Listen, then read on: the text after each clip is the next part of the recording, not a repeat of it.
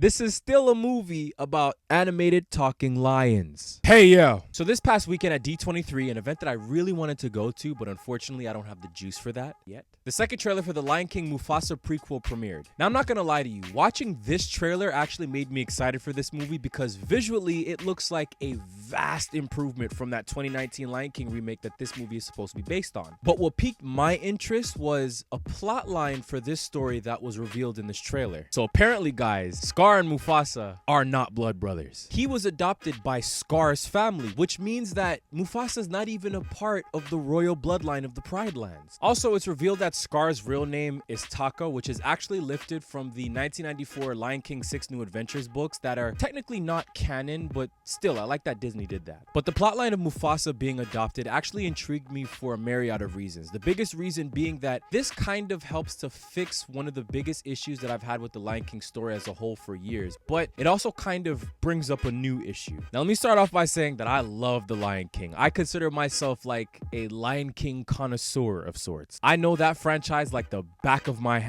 wait a minute, what the is that? And it's because of my deep love for this franchise that I'm able to recognize not only the things that I love about it, but also the things that make me watch and go, wait a minute, that doesn't make any sense. One of those things is that when we first see Scar, both in the original 95 and 2019 versions, we see a character who is outwardly bitter, a jaded character who felt that he was jilted from the throne, robbed of his glory by the birth of a little hairball of a cub. He blatantly professes these feelings to Mufasa, damn near threatening him by telling him, look, I may not be strong enough to fight you, but I'm smart enough to do something. And after this interaction, Mufasa doesn't immediately say, let's keep a watchful eye on Scar because I'm not getting a good vibe. Instead, it's kind of just like, oh, Scar, what am I going to do with you? And I never quite got the excuse that just because Scar is his brother, it doesn't warrant some extra caution on his part. Even the excuse that Scar's charm and charisma was enough to sort of get others to bypass his very visible frustrations wasn't enough to even get me to be like, yeah, okay, cool. But now, because of this revelation that Mufasa being adopted into the bloodline was solely because of Scar and because Scar did not want to turn his back on him, all of a sudden Mufasa's reaction to Scar lamenting his bitterness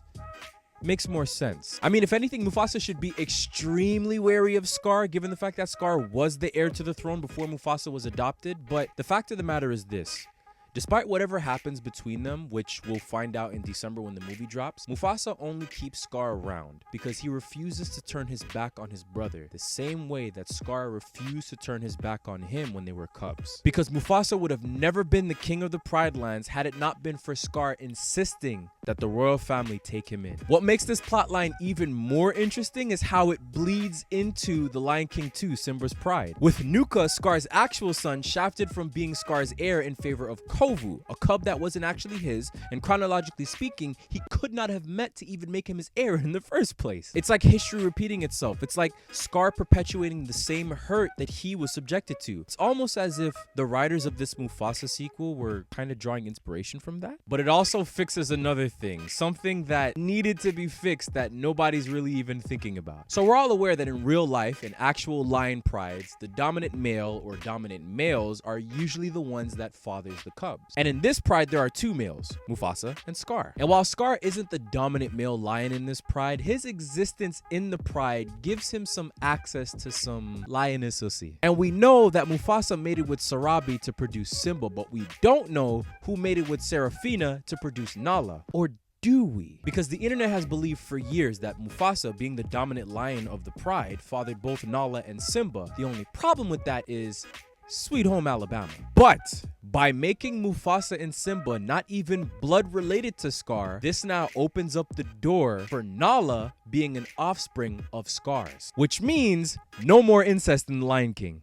But in the Broadway musical, Scar tries to seduce Nala to be his queen. Well, one, just like how the 6 New Adventure books are not canon with the main story, neither is the Broadway musical. And two, just like Scar's real name being Taka in the 6 New Adventure books, remember, they lifted the seduction plotline from the Broadway musical and used it in the 2019 live-action remake. The only difference is they changed it from Scar trying to get at Nala to Scar trying to get at Sarabi.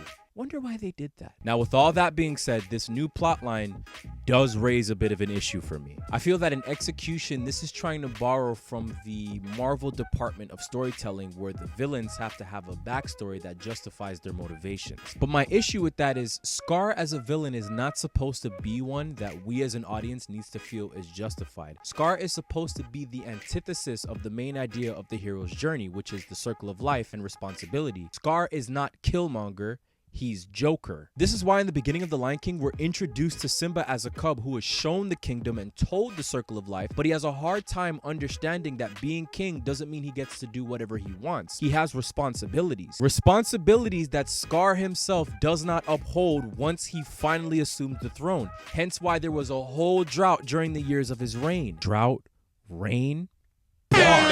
Scar becoming king is not supposed to be seen as him achieving his birthright that he was entitled to, which is what I'm afraid that this prequel is going to try to explore. While I get it's going to add depth to Scar's character, whether it's Disney's intention or not, Scar is going to be painted and viewed as a victim somehow, but in actuality, Scar's character was never supposed to be that originally in the first place, which is what made him such a great villain. But at the end of the day, as much as I want to get all deep and philosophical about a story that was inspired by Hamlet,